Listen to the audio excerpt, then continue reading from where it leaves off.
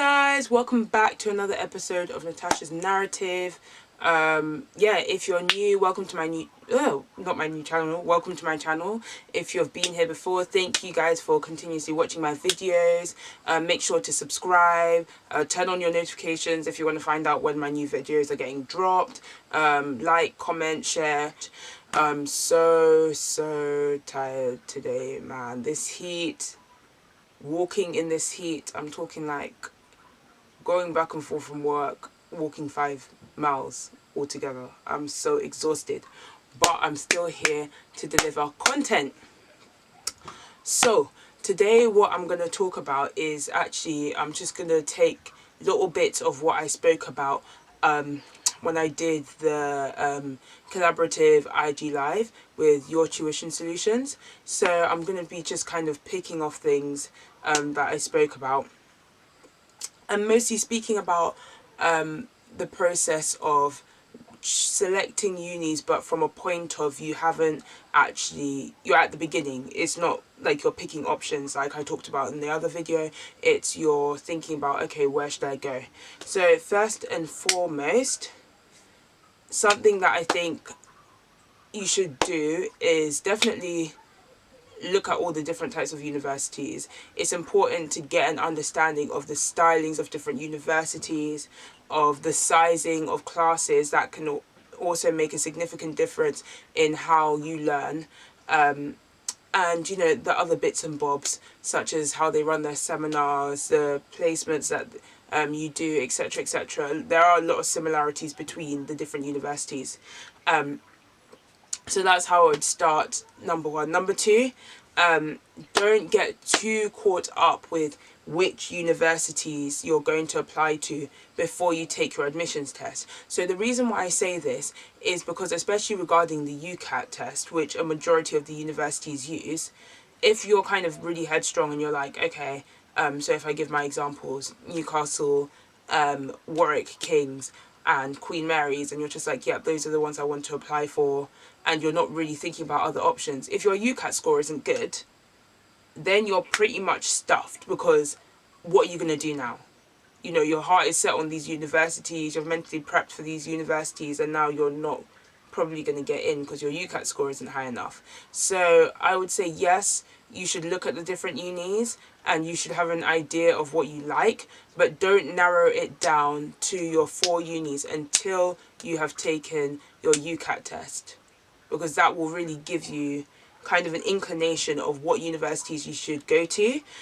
So once you've done your UCAT test, a really good site to use is Medic Portal. So Medic Portal actually gives a breakdown of the kind of UCAT scoring that each university will allow. So for example, it gives you a below average, an average score, above average, and a good score, an excellent score, pretty much. So a score that we would say is about below average is below a 600 average. So that means that the UCAT test, if you're not familiar, each sub-test is ranked, you get between 300 and 900 points. You don't have to get everything right to get the full 900. It's about what's the highest that someone has got in that sub-test. So for example, if the highest that was achieved is a 35 out of 36, then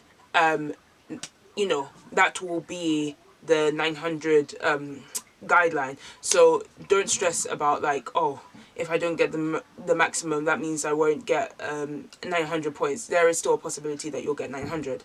But as I was saying, so that the 4 subtests are use that 300 to 900 point kind of scoring. I'll discuss UCAT tests in much more detail in another video. So you've got your verbal reasoning, which is just reading a lot of text, and like I said, I'll go over this in more detail when I talk about this for the UCAT video. You've got your abstract reasoning, which is a lot of shapes, and you have your quantitative reasoning, which is a lot of numbers, and you have decision making. So decision making is still relatively new. I think it came out in 2017, I believe, either 2017 or 2018 testing, and it's just a plethora of things. I can't really describe decision making as simply as the other three.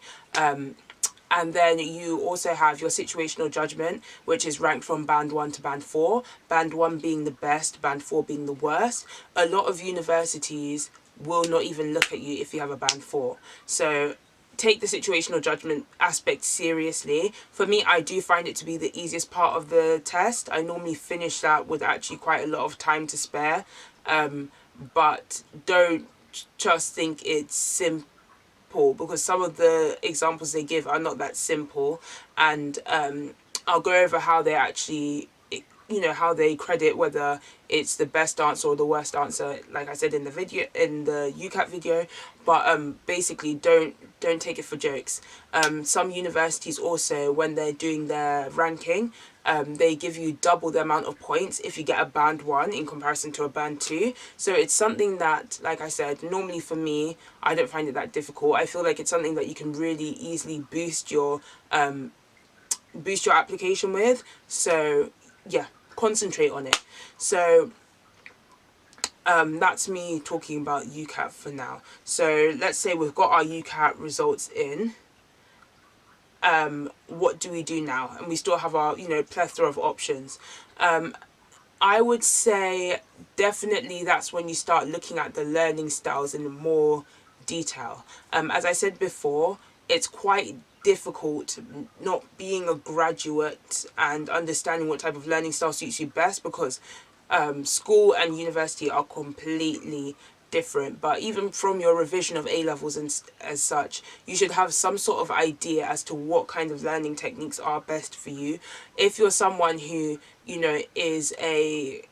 needs to read over things a lot and needs to copy things down a lot and rewrite, etc., I would say traditional based learning is probably going to be the best one for you, because you're used to getting that amount of text and being more kind of fed what kind of information you need to learn.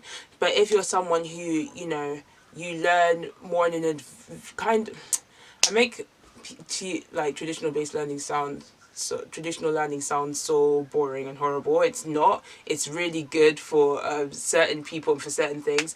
But if you're someone who's a bit more explorative, and you're someone to kind of do lots of research when you're studying for your exam, you're also likely to kind of go online and find out more about the thing that you're studying about. You're probably going to do a lot better with the problem-based learning. Another tip that I would give is don't feel like you have to do more than one medical-based exam. So, for example, once properly, but obviously I had that situation where I ended up going into extra, so I had to go and sit the BMAT. But in terms of applying with that in the forefront of my mind, only once have I done the UCAT and the BMAT at the same time. I don't think it's a must to do both, to be honest. I think it's a better strategy to focus on doing one. Whether you choose to do the UCAT because a lot more unis are UCAT based, or you decide to choose BMAT because you prefer the universities such as Cambridge and Oxford, Leeds, Brighton and Sussex.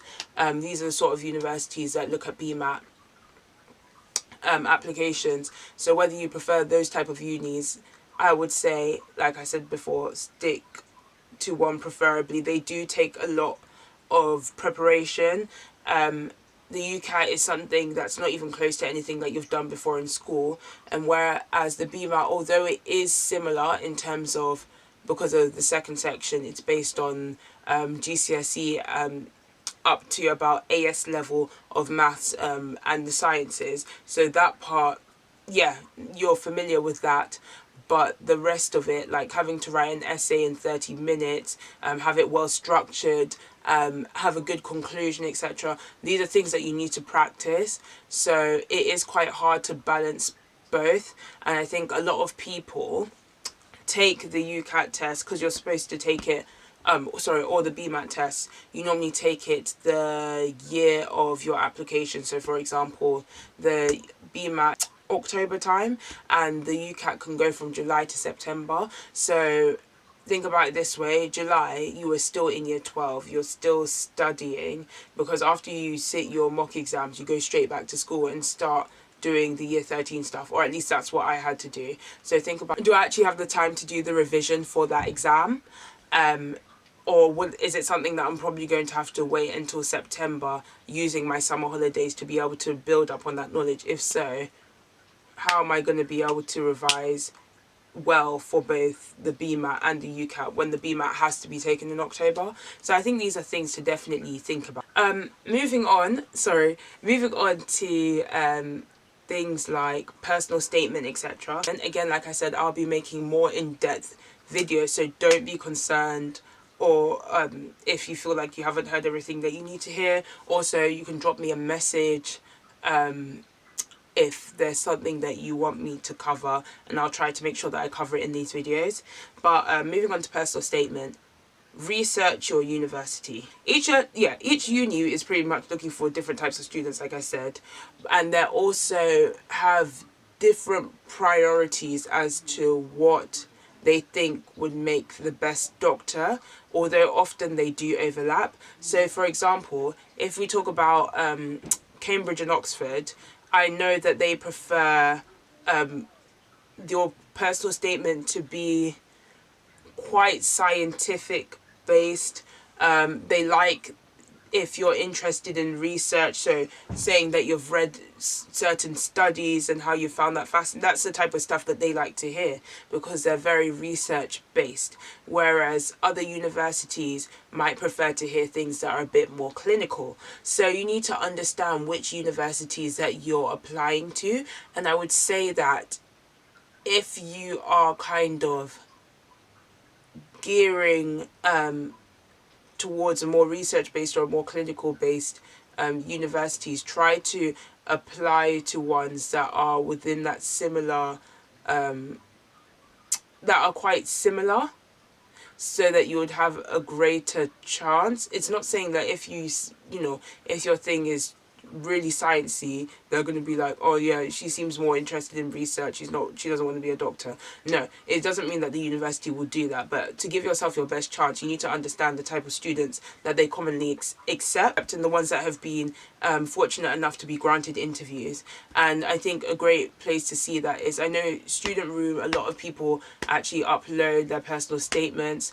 If you go onto the actual websites of some of the universities, you can actually find the type of personal statements, some of the personal statements that have been accepted, but not all universities do that. But Student Room is a good one to see that type of thing. Another element that's important, like I mentioned last time, is definitely deciding whether you want to stay at home or not. You have to do what really makes you comfortable. You have to be in a place where you know you're the most likely to be able to learn well. I have friends that I know cannot study efficiently at home and would spend more time at university and shorten their holidays for themselves, because they knew they wouldn't be able to get that work done. I also know people who really struggled once they moved out, and they needed, they felt like they really needed their family. So you need to make a decision that's, where you need to make a decision that will enable you to be the most comfortable that you can be, because medicine is an extremely strenuous, difficult course. And if you're not comfortable with where you are, if you're constantly anxious or stressed because of your living situation, it's not going to help you. So as much as, I am a huge advocate for moving out, I'm going to make a video about why. I think that moving out is a great thing, and just things that I've learned from that experience. You have to really do what is best for yourself. Oh, and finally, another issue that I want to talk about, because someone actually raised it up with me, and it's something that I've wanted to talk about as well, is finance. But I'm not going to talk again. All these things are just little bits of, I feel like it's just like an overview of everything I'm going to talk about in detail. But so for example, I moved to Newcastle for university, which most of you guys know. And don't let finance deter you from going to a university that you really want to go to. Newcastle is really good at sorry, when you obviously a lot of you guys know about student finance, and that is, you know, based upon what your parents' earning is. But a lot of universities do have bursaries for students who are not from well-off backgrounds. A lot of universities do have certain subsidiaries for students that are not from well-off backgrounds, where they'll either reduce the amount of rent that you have to pay, or it could be for things like sports memberships, etc. So universities are there to help you financially. You can also take out loans with with certain universities if you are running low on money. Like I said, they're loans, so you will have to pay them back. A lot of universities do have jobs on campus that you can take up, and you can work a few hours if you feel like you are struggling. I would say it's definitely doable. So if you're kind of worried in terms of like, okay, my parents don't have the money to support me, I'm not going to be able to afford stuff at university, thus I should stay at home.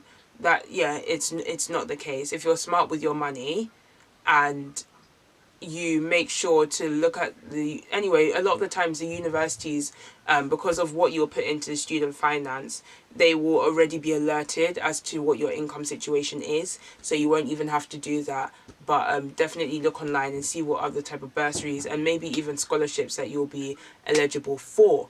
So that's all I wanted to say. Those are just a few things, picking off what I said at the collaborative. Like I said, I'll be making more in-depth videos. I hope this was a bit helpful and kind of further explain my point on some of the things I was talking about. This is Natasha's narrative. Remember that once I hit 100 subscribers, to, you know, questions, send your questions in, and I will be doing a get to know me and answering your questions. So I hope that helps. Yeah, bye.